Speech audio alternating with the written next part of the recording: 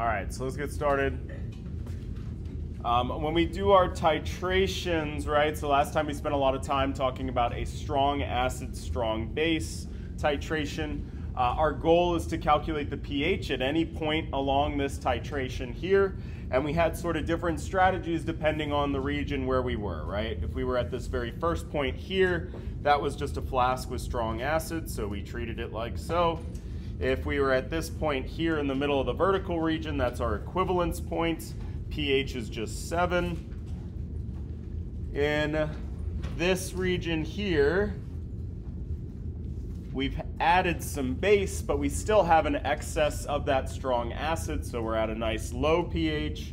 And then finally, once we get past that equivalence point, when we're in this region here, we have added more base than we had acid, so we have an excess of that strong base. All right, and so we did these calculations, an example calculation for each point along this curve here. So now we're going to move on and complicate things by talking about weak acid strong base titrations. Okay, so again we see a titration curve. To a first approximation, this looks very similar to what we saw in our other titration curve. This kind of S shape going on here. All right, if we look closely though visually, there is something that's very distinct about these two curves, and that is what's happening at these very earliest points on my graph here. We see for the weak acid strong base titration, it sort of starts to increasing rapidly and then kind of plateaus off before then hitting that sharp vertical region, right? So if we look here closely, we see this quick increase that then sort of slowly dies off. If we go back to our strong acid strong base titration, and we again focus on that same earliest region here, we don't see that sharp increase at the beginning, right? It's just all level, okay? So just visually, we can see these two curves do differ a little bit, all right? And we'll talk about why that difference is here in a second when we start doing some calculations. Just like with our other titration curve, we're going to cut this up into regions because we have a different strategy for going about calculating pH in each one of these regions. So this very first point right here, this is before I've added any base to my flask, so all I have is a solution of weak acid. And how do we calculate the pH of a solution of weak acid? That's exactly what we learned how to do last chapter. All right, so our very first time point here, or I guess not time point, titration point here, this is our flask with weak acid, no base added. What's our strategy for calculating pH? We're going to calculate pH of a weak acid solution, which is what we learned how to do in chapter 17.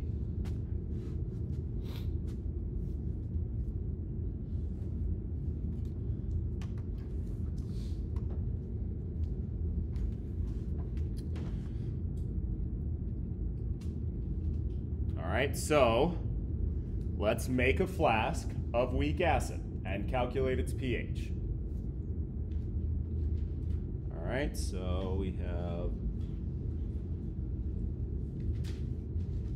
a student prepares 1.7 liters of a 0.56 molar solution of HF.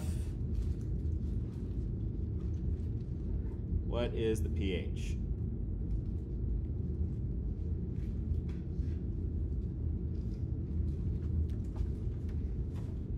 Okay, we're not doing any titration yet, right? We're not adding any base at this point.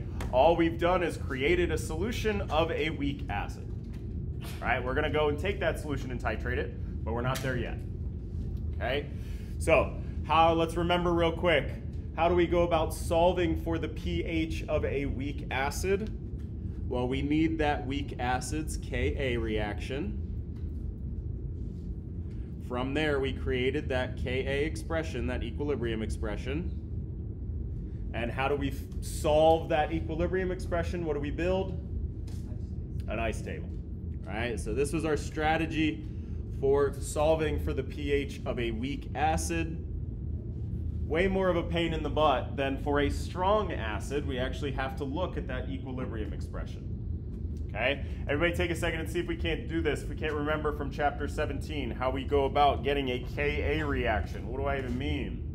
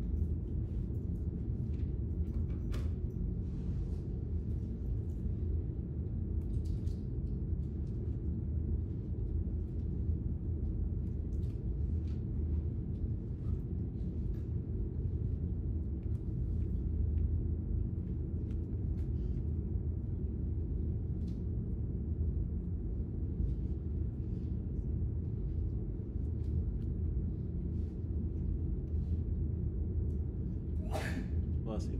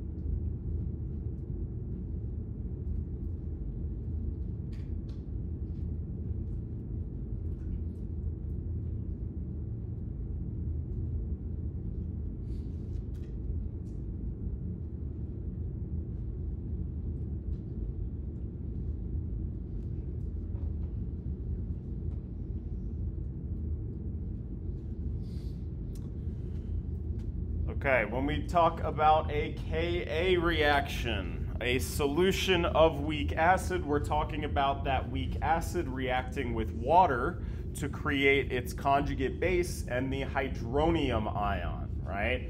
Our product of these reactions, of these Ka reactions, always contain those hydronium ions. So when we take this reaction, we build our equilibrium expression, products over reactants. We just leave out the water because it's got the L, all right? And then we're gonna build an ice table here.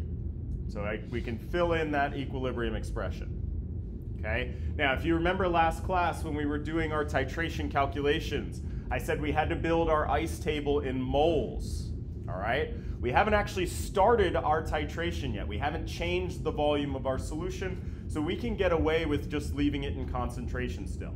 If you did do it in moles, it would work just fine, don't get me wrong. It's just an extra step that we don't have to bother with, okay? So since our titration hasn't started yet, our ice table can be in units of molarity.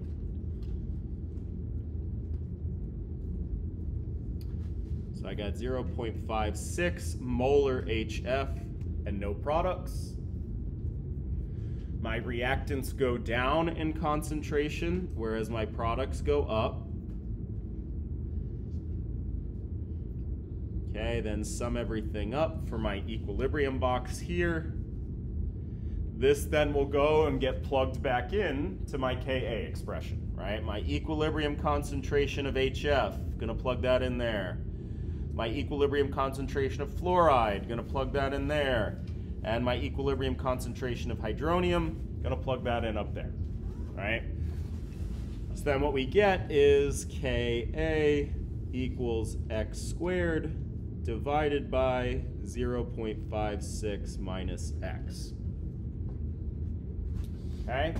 So in order to solve this here, I got too many variables right now, right? So I gotta get one of them. I can find that Ka value since I know my acid. So I'm gonna go to our constants page. All right, I'm gonna look up that Ka for hydrofluoric acid, 6.8 times 10 to the negative 4. So my x squared over 0.56 minus 8, oh, I was talking too much. What was it? 6.8, 10 to the negative 4, excellent.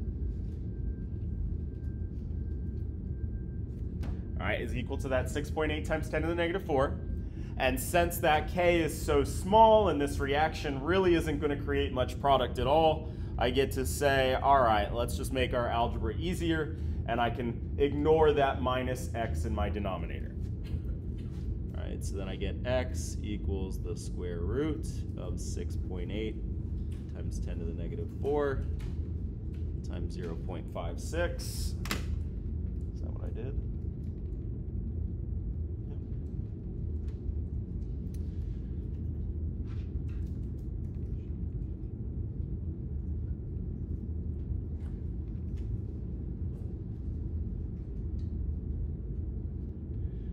Because we're doing a nice table here, we're gonna conveniently ignore our sig figs. All right, and then I'm done. What is the problem asking me for? The pH. So right now I have my hydronium ion concentration. In order to get the pH, I'm going to take the negative log of that value of x. All right, that will be my pH. I get a pH of 1.71.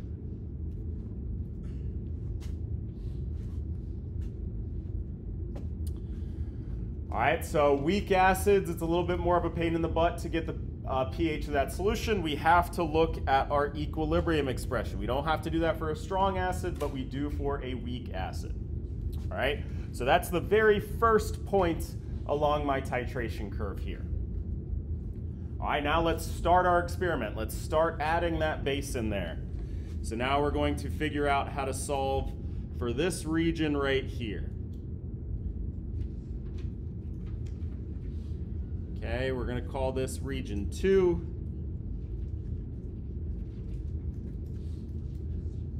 This is now we've started adding base, but we haven't quite reached that equivalence point yet. All right, so we're still before the equivalence point in our reaction. So base added.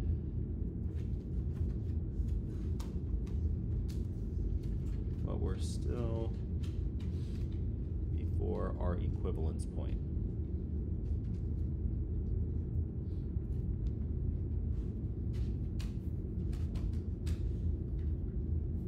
Okay, so what we're going to do before is we have to account for how much of this reaction has occurred, right? We're adding base, it's going to react with our acid. How much acid-base reaction occurs in that flask, right? Same strategy that we had to do last time, we have to create an ice table to keep track of that reaction, right? So we need an ice table to figure out how much acid, base are reacting.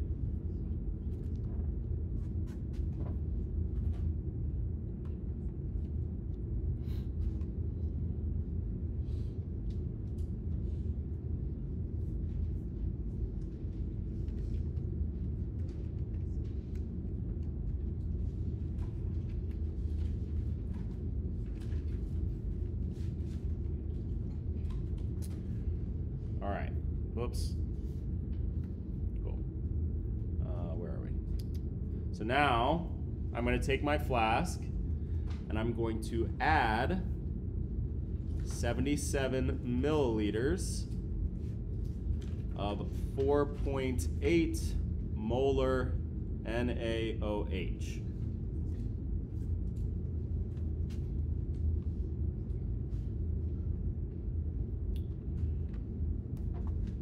All right, so our first step is we need that, what reaction are we talking about here?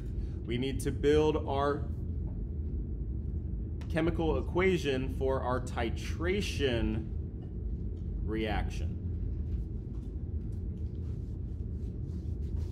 This is the reaction between our weak acid and our titrant that we're adding. So not water, we're not talking about our Ka reaction anymore. We're talking about the reaction that's occurring between our titrant and our weak acid, between our strong base and our weak acid. Okay? So, our weak acid was that hydrofluoric acid, and that strong base was that sodium hydroxide. All right, that's my acid-base titration reaction.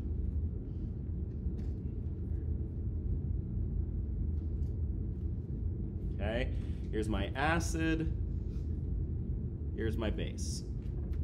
All right, but something that I sort of want to stress with regard to these sodium hydroxides, potassium hydroxides, these metal ion hydroxides that are our strong base. The metal is not doing a damn thing in this reaction. It is floating around in solution, watching it go down, but it is not actually participating in this reaction. So the way that I like to write this, because I think it's more clear about what's going on, is to just ignore that sodium ion. It's not participating in this reaction at all. I can omit it from my equation. If I want to be really good, I can put it over here as an ion, and then it's just over here as an ion as well. It's on both sides. It's not doing anything. So I think it's more helpful to just ignore that sodium altogether, because my base here is that hydroxide ion. Okay, so everybody take a second. This is something we need to be good at here, is predicting the products of these acid-base reactions, right? Our conjugate pairs.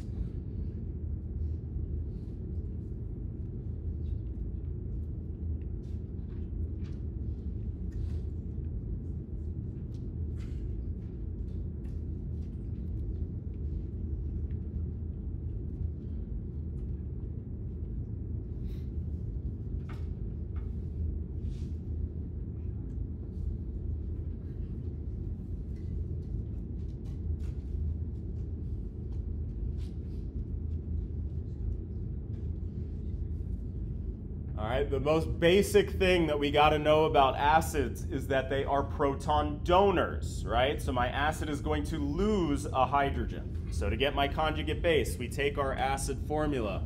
We go down in the number of hydrogens and down in charge. That's what we call our conjugate base. The most basic thing we got to know about bases is that bases accept protons. So my base is going to go up in its number of hydrogens and up in its charge. So we see that in this particular reaction, our conjugate acid is water. Okay, so now I'm going to build an ice table.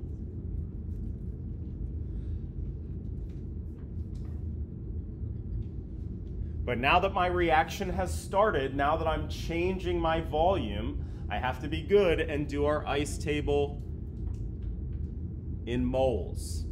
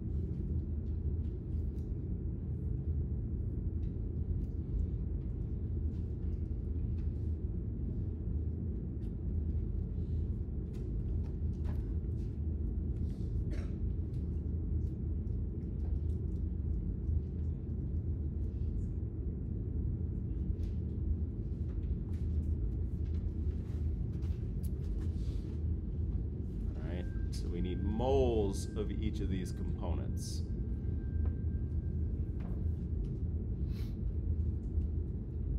Okay, if we go back to that initial flask of acid, we had 1.7 liters of 0.56 molar solution. So that's how we're going to get moles, is using those values right there. All right, 1.7 liters times that 0.56 moles over liters. All right, that's what that big M stands for. Liters cancel out, and I'm left with moles.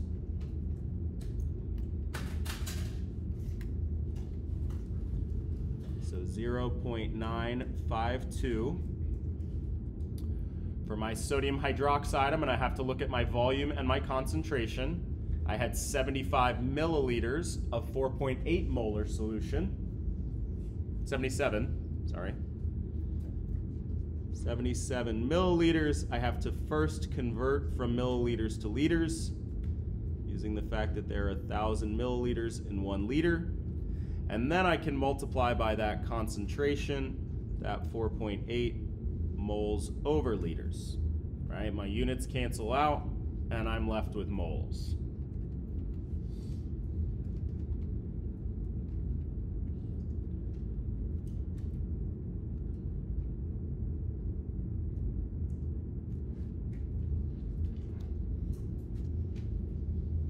Okay, and I got no product yet. No reactions occurred.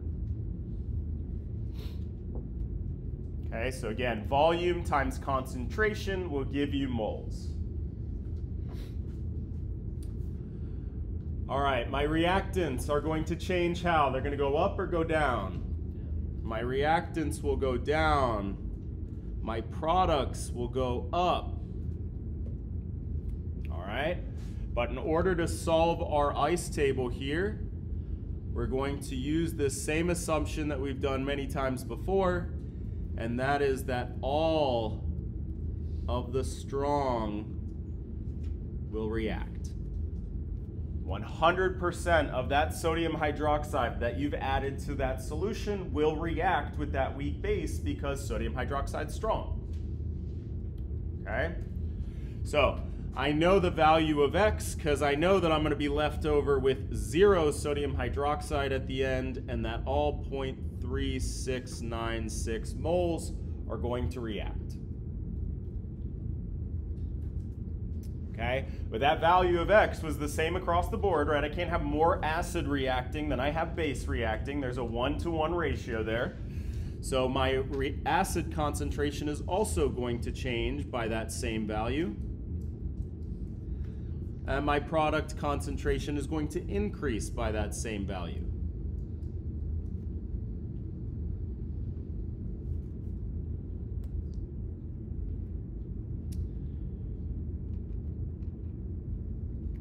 Okay, so to get my change box, I'm just going to sum everything up here. 0.952 minus 0.3696 gives me 0.5824. And then I got 0 plus 0.3696 for both of my products.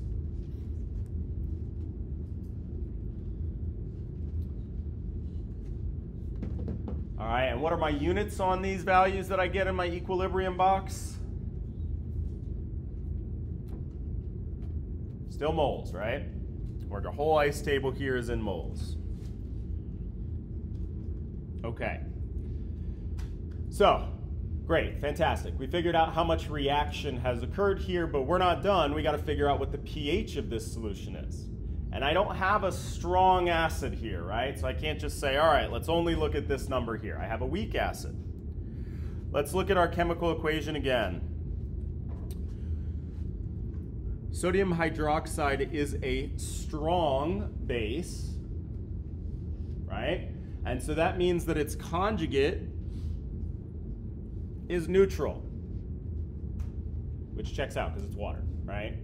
But yes, anything strong, the conjugate is going to be neutral, right? Meaning that it's not going to influence my pH at all, so I don't care how much water is left over.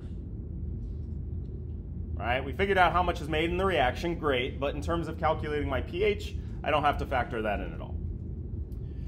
But we started this with a weak acid, and a conjugate of a weak acid is a weak base. Right? So strong and neutral are conjugates, weak and weak are conjugates. So if I look, I don't have any sodium hydroxide left over. That all got reacted. I don't care about the water that's produced. What I'm left with is a solution that's a mixture of a weak acid and its conjugate base. And we have a special name for solutions that are mixtures of weak acids and their conjugate bases. What are those? Password for the quiz. Buffers, right? So what we're left with in this region here is a buffer solution. And since we have a buffer solution, we get to use that good old Henderson-Hasselbalch equation to figure out the pH of our buffer solution. Okay? So in this region of our curve here, this is what we call our buffer region.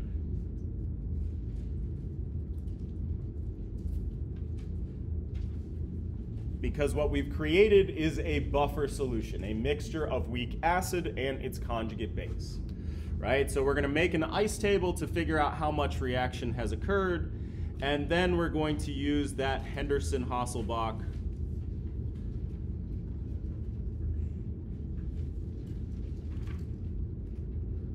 to get our pH.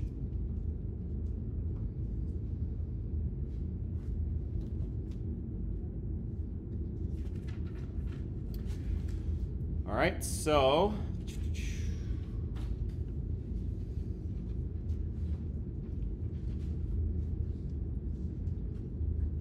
Henderson-Hasselbalch equation tells us that the pH is equal to the pKa plus the log of the concentration of base divided by the concentration of acid.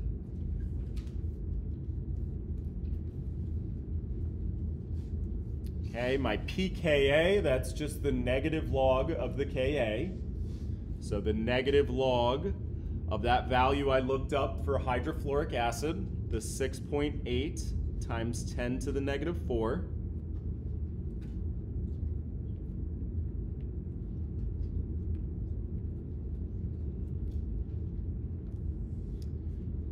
All right, now what I'm left with at the end of my ice table here isn't concentration of acid or base, but moles of acid or base, right? So in order to get concentration, I gotta take moles and divide it by volume. All right, but let's look real quick. I'm gonna stack these up here. So my base, so first of all, which one was my base? HF or F? One of them's the acid, one of them's the base. Make sure that you can spy which one's which. All right, the one with the hydrogen is going to be my acid. The one that lost the hydrogen is gonna be the base. So F minus is my base, so 0.3696 moles. All right, I gotta divide that by my new liters of solution. Okay, we'll get to that here in a second. Let's just go ahead and put in our acid, the 0.5824 moles of HF. Again, divided by liters of solution.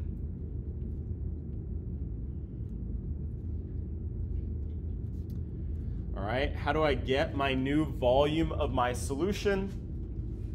I got to go back in my problem here. I started out with 1.7 liters in my flask, right? And then I added some of that base. I added a total of 77 milliliters of that base, right? So my new volume here would be that 1.7 plus the 0.77 that I've added.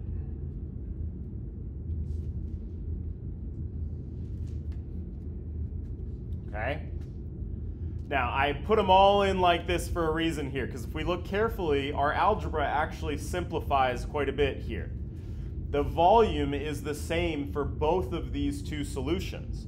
So that will actually, because they're in the same flask, right? So those will actually cancel out. And the bottom line is I can do my Henderson-Hasselbalch equation just using those moles that I get from my ice table. I could factor in the volume. I'm going to get the same answer, right? So I could do it that way as well. But I can save myself some work. I can save myself some algebra by noticing that those two volumes are going to cancel out, right? So if I just took the ratio of those moles of base to moles of acid, I'm going to get the exact same answer. Okay, so now let's do the negative log of that Ka.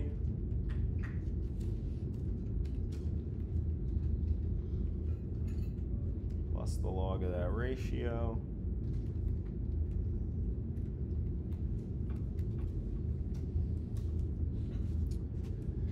And we get a pH equal to 2.97.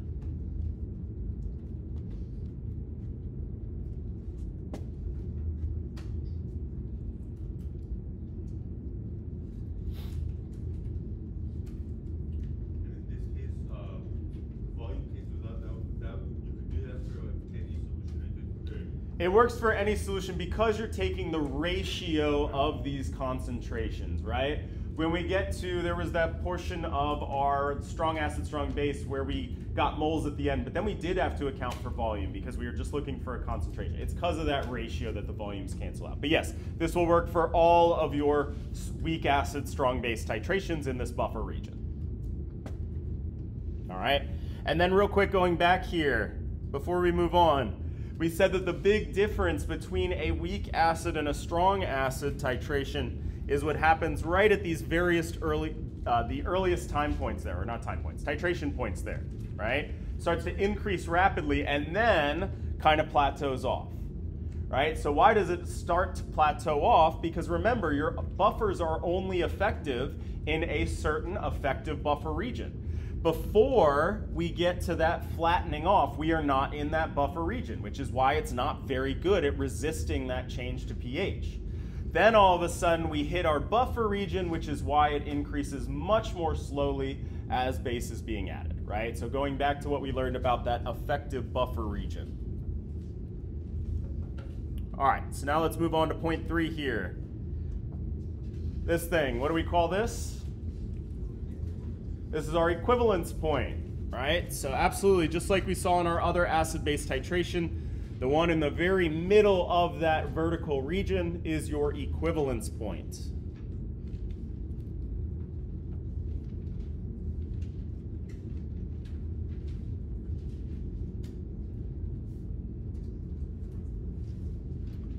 All right, so what does it mean to be at the equivalence point? That means that the concentration, means that the moles of your acid are equal to the moles of base, right? You've added exactly enough strong base to react with all of your acid.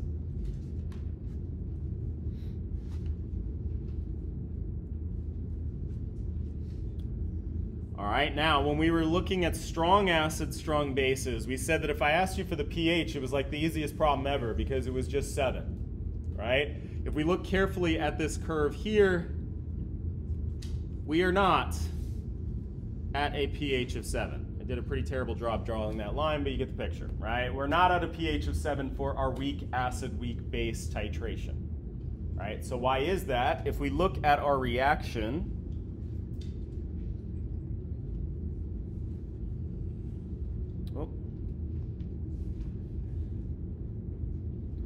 when we've added exactly the correct amount of strong base to react with our weak acid, right? These two cancel out, right? We've added just the perfect ratio. So what we're left with is a solution of water and fluoride ions. But this isn't a neutral pH because fluoride ions aren't neutral. They are a weak base themselves. So what we see is our pH is above 7 because at our equivalence point we have a solution of weak base, right? All the weak acid has reacted. What we're left with is a solution of that weak base. So at our equivalence point, our strategy here is going to be to calculate the pH like we do for a solution of weak base.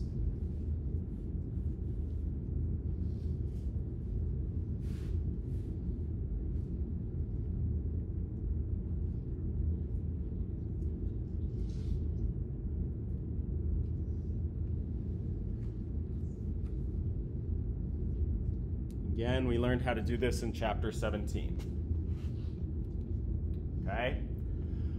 Now, the tricky part here is before we can dive in, we need that concentration of weak base in order to do this problem, right? But I don't yet know what my concentration is because I don't know how much base I've added to get to that equivalence point. So the first thing we got to do is figure out how much strong base we need to add to get to that equivalence point.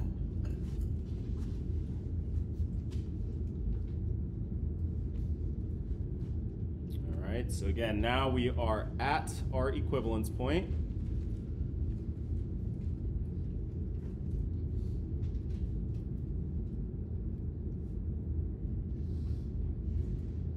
How much of that 4.8 molar NaOH have we added?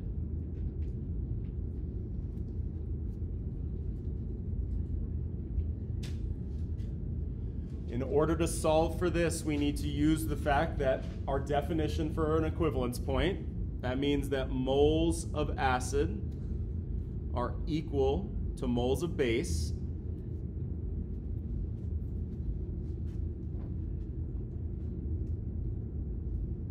We calculated already that we had 0.952 moles of acid in that flask, right? That was that on our ice table for our previous problem here.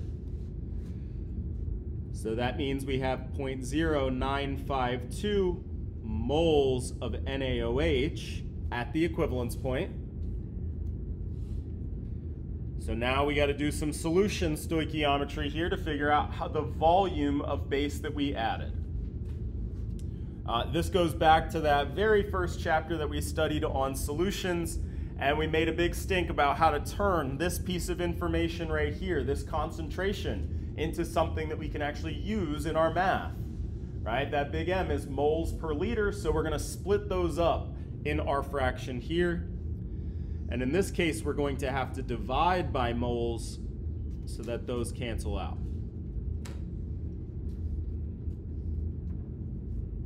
All right, so again, I had to turn that piece of information, my concentration, into something that I could use in my math. This was a big part of what we learned about solutions. And we're going to play this game a lot because, again, chemists' favorite units of concentration are molarity. All right, so punch that into our calculator. We get 0.198333. We'll just keep a bunch of digits on there. Liters. All right, and I know it's liters because I can tell everything's set up correctly because my moles cancel out. Okay. So what is the concentration of that conjugate base, our fluoride in solution? We need to take moles of fluoride over liters of solution.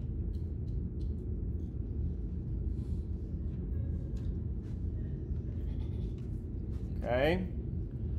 What will be my moles of fluoride? All right, let's think. Let me get rid of all these little markings here.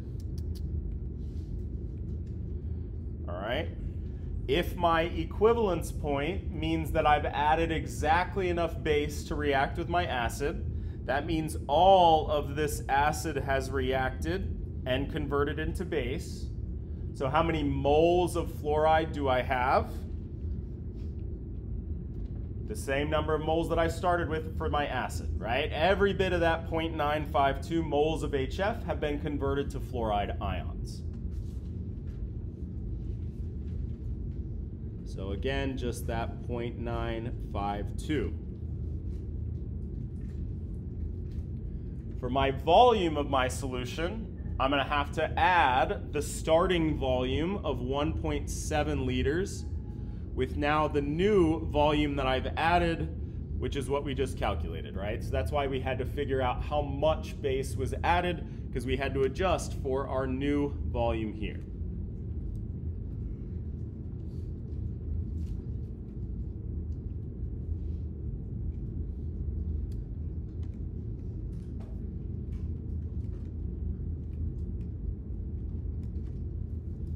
Okay, so now we have a concentration. Just gonna put a bunch of digits down for our weak base.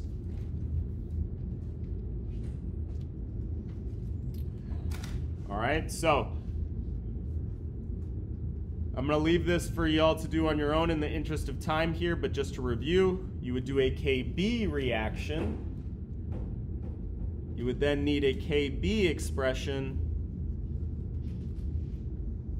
and then you can use an ice table to solve. Okay, I will post a video of another practice problem that I work through fully here, so you guys can follow along with just, now a different set of numbers, a different problem. In the interest of time, I'm going to move on to our fourth region here. All right. We got our equivalence point. We got one last region to do here. And that is this one up here.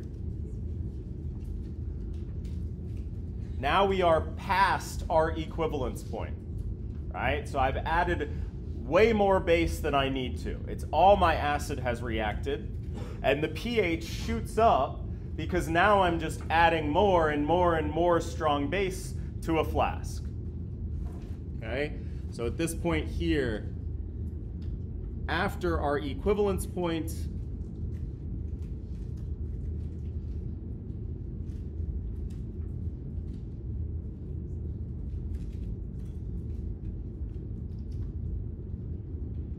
all of that, not strong, sorry, all of the weak acid has reacted, and we have an excess of strong base.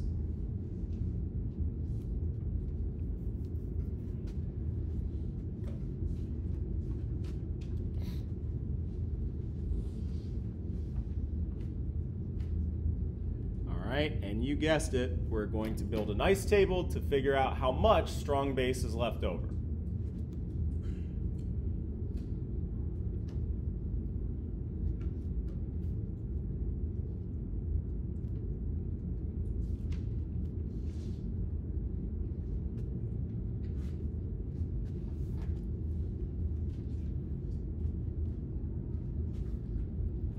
So now I'm going to say that we're going to add 0.25 liters of our 4.8 molar NaOH.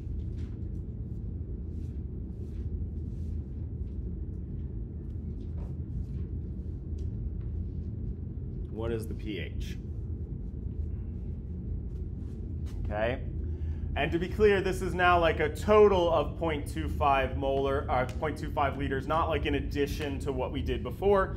You could sort of keep track of things sequentially like that, and it's just more of a pain in the butt. You can kind of just pretend from a calculation standpoint that you're adding this 0.25 all at once here, right, to a brand new flask.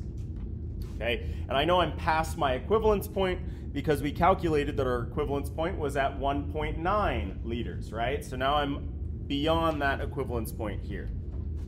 We're going to use that same equation that we used before, our titration reaction, and build ourselves an ice table.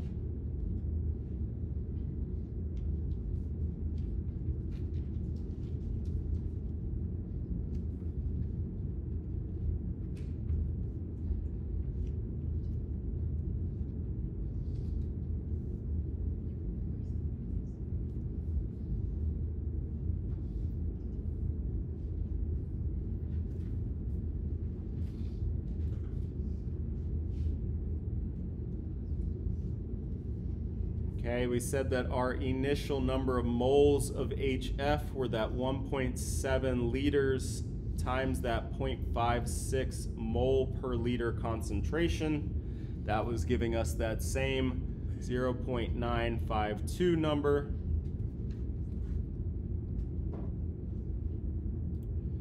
In order to get our moles of hydroxide, we have to take our 0.25 liters, multiply that by the concentration of hydroxide,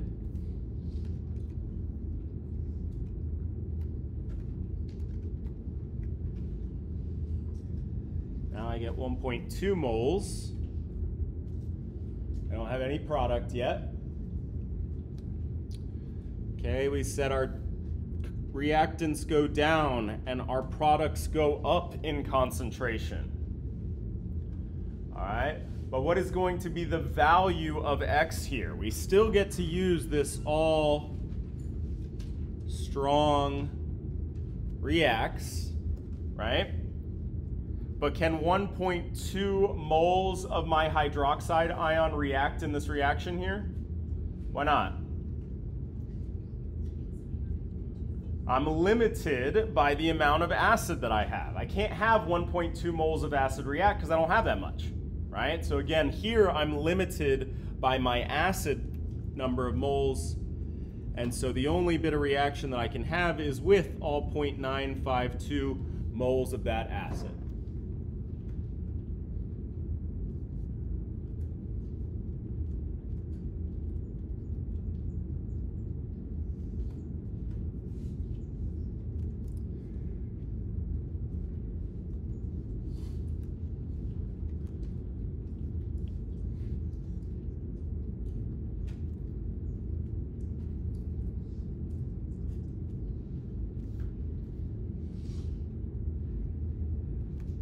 Okay, so once I got my ice table, we still got to get our pH. All right, so what's the trick there? We said before we don't care how much water we produce, it's neutral, right?